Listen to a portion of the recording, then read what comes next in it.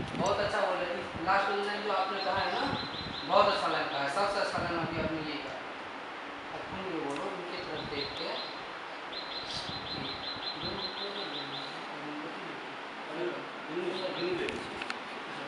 हाँ, अब लाइन बोलो अपना, लाइन बोलो अपना, लाइन बोलो ना। सर मैं आपको निराश नहीं करूंगी।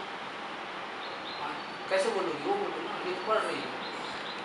सर मैं आपको निराश नहीं करूंगी। ये थोड़ा और इसमें एक्सप्रेशन रखो।